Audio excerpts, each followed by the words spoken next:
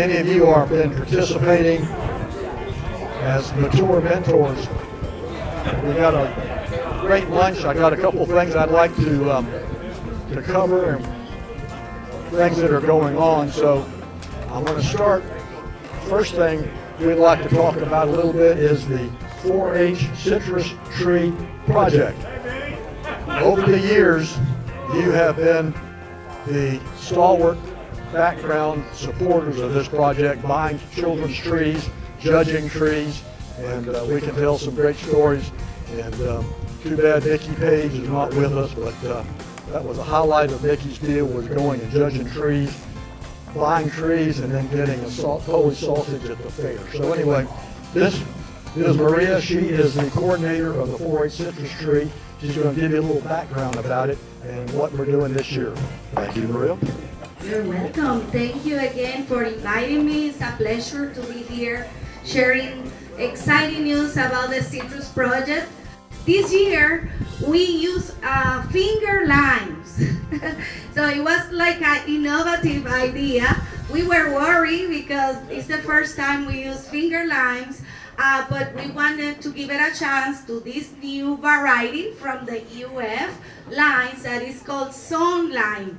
Maybe you heard about it. It's a small tree, but it has a very red flesh, and it's very good to cook as in very fancy food, and like for chef, it's very precious crop. So maybe has some future here because of the tolerance that has to the HLV. So the trees are looking great, and it's been exciting sharing with the kids about this finger lime. They didn't know the tree, they didn't know the fruit, and they were able to go and see the trees in person to the DPI. So we did 2 field trips, one to DPI, and we talked with all the authorities from the citrus industry in DPI, and they showed us all the labs and the new selection of rootstocks that they have, and we went just in a good time to see the trees producing fruit. So they tried the fruit and they were excited. And then we went to CREC another day. It was on December, the Citrus Research and Education Center, and we met the professor that developed this variety. And the kids were very excited, asking questions about all the new research that is going on to make more resistant trees.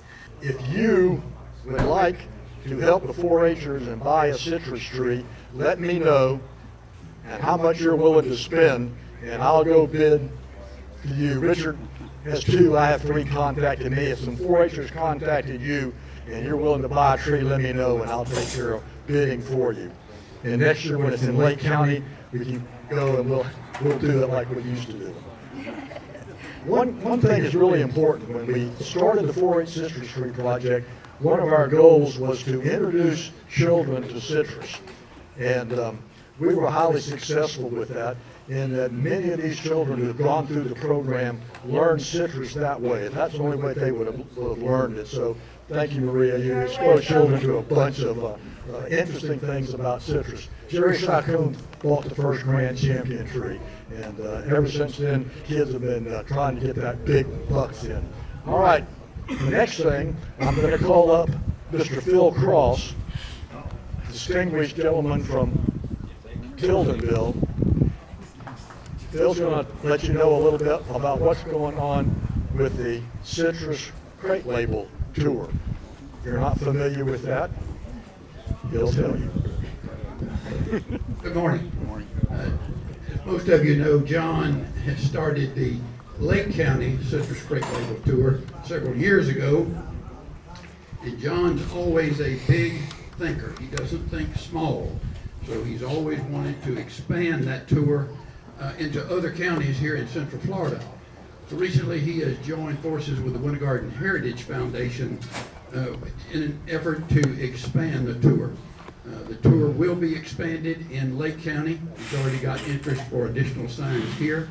It will be expanded into Orange County, We'll start in West Orange with Killarney, Oakland, Tildenville, Winter Garden, Ocoee, and Windermere, possibly over to Apopka and Zellwood. From there, we're looking, already have interest in Orlando and Winter Park, and from there, there's also interest in Seminole and Volusia counties for an expansion of the tour there. So if you are interested in sponsoring a sign or becoming a sponsor of the project, please get with John or you can get with me. We'd love to talk to you, and hopefully we'll see this expansion start sometime in the near future. And by the way, I'd like to introduce you to the newest member of the Florida Citrus Hall of Fame.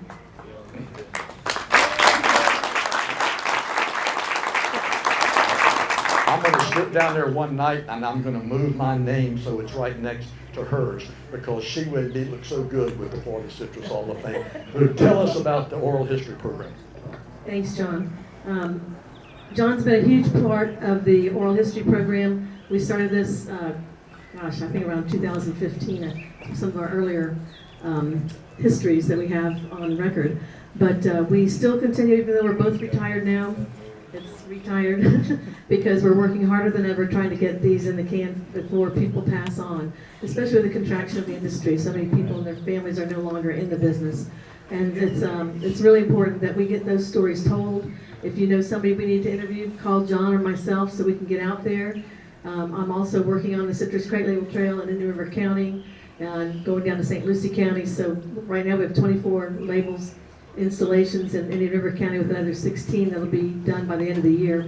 So this is another part of our heritage, or piece of our heritage that we're trying to get people interested in. Those signs are beautiful. They really attract people's attention. So when we have the history on the back side of there and can send them to a website, it's very, it's good for us as an industry so people can recognize the importance that the citrus industry played in shaping the state of Florida. And these oral histories are so very important because I tell you, every time we do one, I find out something new that I never knew about. I just did a podcast with one of my good friends, Todd Dantzler, and he found out some stuff he didn't know about me, and we've been friends since we were in kindergarten. So again, if you have anybody that you would like us to interview, please call us. John and I will work together to get these done. I try to limit John's talking a little bit, but that's getting harder and harder. But we appreciate everything, and for those of you, there's quite a few in here who have already done these, and we appreciate your time and effort on our behalf. We're going to be doing a couple of these after the luncheon today, so if you're available, please stick around. We'd love to get you, and we'll be here as long as we need to be, okay? Thank you, everyone.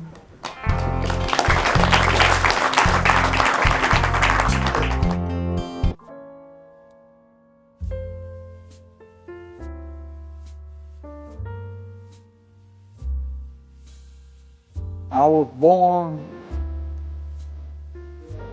on Christmas Day, 1934, right on the bank of the lake down there in old Sanford, Florida.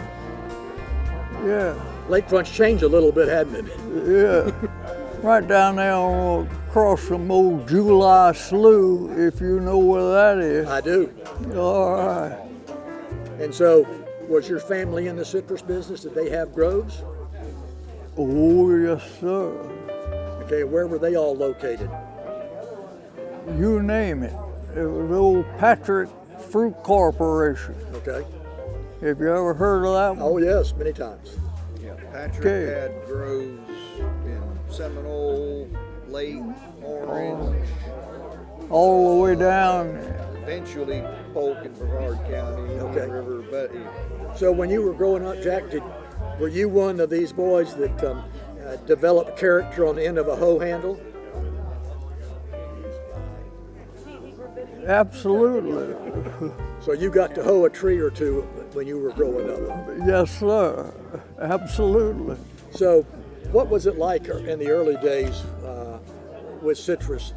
Obviously, we didn't have all this herbicides and things like that. So what do you remember about those early days in citrus? Back then,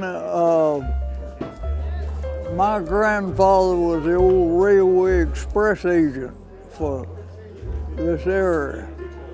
And the first old groves that I can remember going out to and so forth was down I know they're around Sanford that was mostly grown to be shipped through the packing house.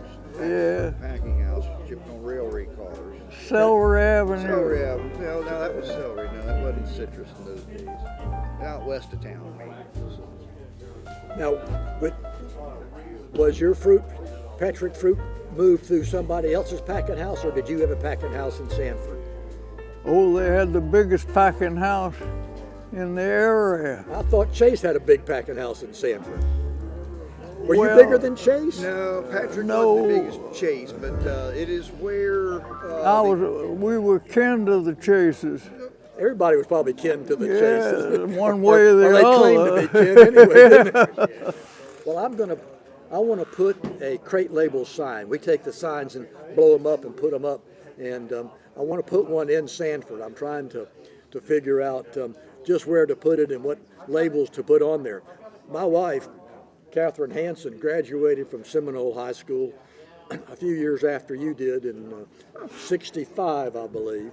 And so she goes and has lunch with some of the old folks, and they remember. And you know, Jack, nowadays people have no clue as to what role the packing house played in town.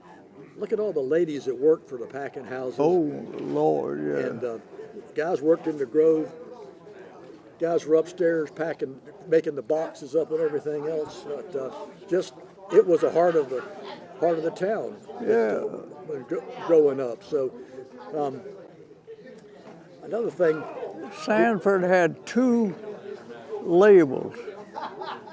One was citrus and the other was celery.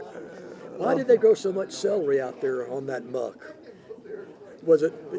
Well, conditions. celery was good for you. Well, there was a hard pan, and they had clay tiles, drain tiles? Drain Yeah, tiles. yeah. And it's just the soil was just right for celery. Yeah, and plus, if you were a citrus grower, you'd have to wait a few years before you'd get that crop. You could plant a celery crop, and if you had a good year, you could make some money. And if it wasn't such a good year, you just plowed it under and you planted them again, and went down that. And there are other places that were that kind of an arrangement. Look at all the watermelon growers that took out pastures and palmettos and converted them into a watermelon field. When they left, it became a pasture or a citrus grove or something else. It's hard to remember now, but back then there was vast numbers of citrus groves straight out from Jacksonville and St. Augustine and Palatka and everywhere else. Oh, yeah. Until you finally, if you went west, where'd you go? By the time you got to Orange Lake, you were getting to the edge of it. Yeah, right. But then the 1894-95 freeze came along, Yeah. and we moved it. Let me tell you an article I read about a lady's journal, Jack, and she was describing the citrus tree in their yard. It was planted right up next to the house, and they were harvesting fruit out of the second-story window in this house, harvesting fruit. And her father kept a record. In 1 year, they picked 8,774 oranges off of this big citrus tree. Yeah. You know where the citrus tree was growing? Jessup, Georgia. Yeah. This was prior to the 1835 freeze. Citrus was all the way up into Georgia and the Carolinas, Charleston, and everything else. So it moved. And by the time you came along, the big freeze of '62 was the one that kept pushing it further and further south. So we've dealt with freezes forever. Oh, yeah. I was sent off to college, and then where did I go to get all that super duper freeze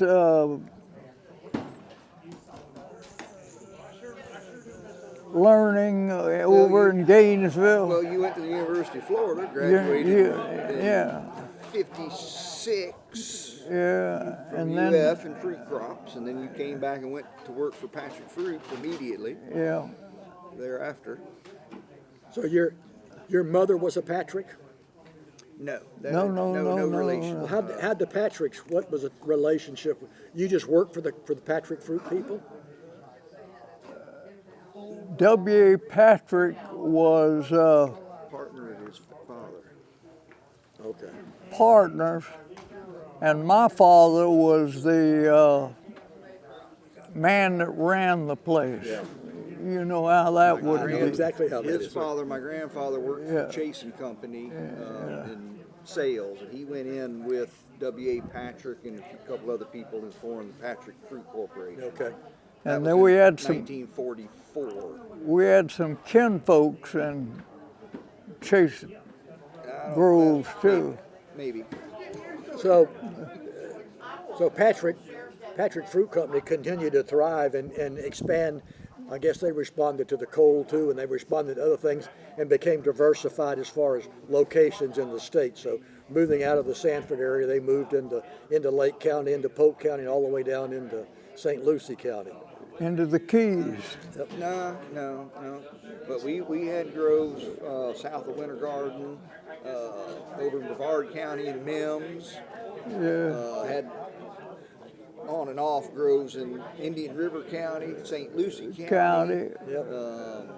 So you covered Been around. Down the Keys. Yeah, you Polk County. We had Lake you experienced Grove. citrus in many different areas, river stuff, ridge Yes. stuff, and We've everything, been there. and everything else. You know, I was appointed to the Florida Citrus Commission, you see. 1981 Yeah. through 88. so that was, you know, I worked for the Department of Citrus when I retired for a few years, and saw that side of it, you know, and the rulemaking side and the bannering back and forth, and jockeying for the processors, and you know, there for a while the processors and the growers almost seemed like they were at each other's throat until they finally realized that we're all in this together. We got to find a solution to it.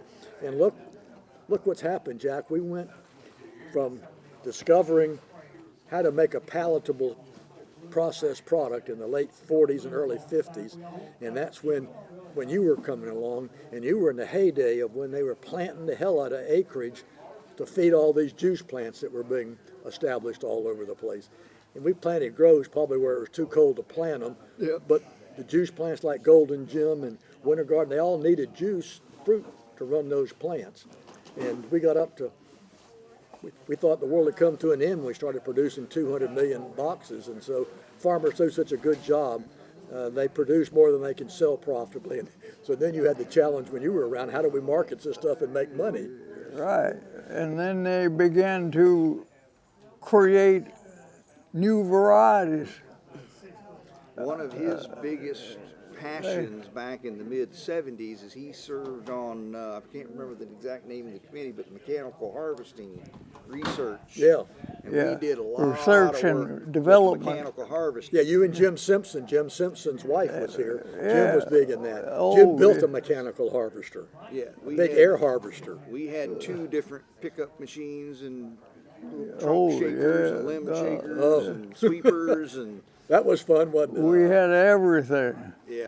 You like to mess around with equipment then. I found that there were some growers that were frustrated engineers, others that were entomologists, others like fertilizer. They'd calculate the fertilizer mix. Others just said, give me a damn fertilizer, I trust you as a salesman. So you like to play around with equipment. Right. I was a mountain man. But he became a mountain man, but he was big in the mechanized. That's when I went to UF, the major that is now called agricultural operations management was called mechanized agriculture. I'm a graduate. I got a degree in mechanized agriculture. I'm mech ag too. Yeah, me and Jason Lingle as well. Yeah. Yeah. Thermodynamics right in my ballpark, but I like the more practical stuff, right, Mike? I'm a mech ag. What been was down that my road together. highest degree? Who? You're bachelor in ag. You did fruit crops. Well, when we were gators, you didn't have to worry about parking your car 4 miles off campus and riding a bus in. We just parked right there at the greenhouse and went into school. Absolutely. And it was a different time frame then, but it was fun. It's really kind of sad now. We learned how to deal with freezes. The guy out here, Mr. Farina, he showed us that if you put water in the right place, you can save your tree. You can't save the crop, but you can save the tree. And so we thought, man, we got it made. And then this damn little old bug brings this bacteria in, and look what's happened to the industry now. It's a mess. I don't know where we're going to go, but the state of Florida produced as much fruit in 2025 as it did in 1925. Wow. So that's where we've gone from 25 million boxes then up to 300 million, and we're back down to less than that. And it's just, so we just don't know where it's going to go and where it's going to end up, Jack. But and you've witnessed this, and the whole thing. And, I was there all through it all. Yeah. And I was reappointed 6 times. No, You did 2 terms on the committee. 2 terms. That's right. Yeah. That's enough to make you an old man right there. Yeah. Well, it's been great, and people like you that were willing to give their time and their thoughts and their energy to the good of the industry was always what used to just amaze me. There were no secrets that growers had. If you were doing something that was working, you didn't mind sharing it with other people, and they would do the same with you. And there were no secrets that you had hiding or anything else out in the barn. And I was just amazed. We'd have meetings, and growers would say, "Did you see what Sherrard was doing down there? What? He's got this damn thing that will shake the hell out of a tree. And it really works." Next thing you know, they're down there talking to you, and you don't mind telling them everything that you did. Skip Wilson built a herbicide applicator. Everybody started copying it because Skip had done this and done that, and it worked. Only person that could do a better job was Hoyle Pounds, because he stole everything he could when he built his equipment. I'm glad you announced Pound Motor Company. I bet you knew Mr. Pounds well. Very much. Yeah. And From what I gather, the reason that Mr. Pounds was so successful was that he knew that if you were his customer, the most important thing he had to do was make sure your equipment was running all the time. And so if you had a problem, he'd get you a replacement part, or you bring it in there, he'd get you back going. You weren't making any money when your tractor's sitting in a repair shop. That's true.